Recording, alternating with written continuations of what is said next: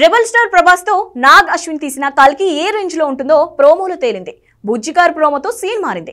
ఇక June 2nd వీక్లో పాటల తూటాలు పేలబోతున్నాయని ఆల్రెడీ ఊపందింది. కానీ ఇంతలోనే కల్కి ట్రైలర్ మీద ఫీలర్స్ పెరిగాయి. జూన్ 2వ తేదీన కల్కి ట్రైలర్ లాంచింగ్ అని తెలుస్తోంది.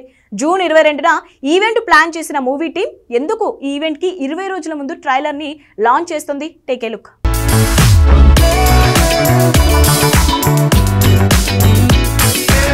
కల్కి మూవీ ట్రైలర్ రాబోతోంది.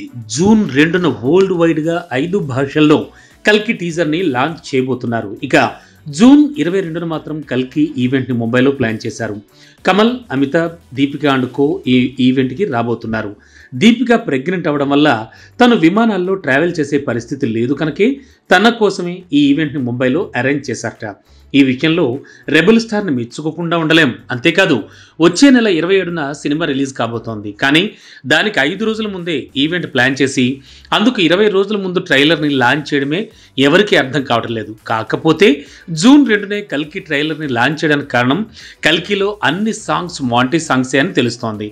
వాటిని రివీల్ చేస్తే అసలు స్టోరీ రివీల్ అయ్యే ఛాన్స్ ఉంది. కాబట్టి పాటల కంటే ట్రైలర్నే లాంచ్ చేయడం బెటర్ అని నిర్ణయించుకుంది ఫిల్మ్ టీం. అందుకే జూన్ 2న ట్రైలర్ని లాంచ్ చేసి జూన్ 22న ఈవెంట్లో మరో ట్రైలర్ లాంచ్ చేయాలి అనుకుంటున్నారు.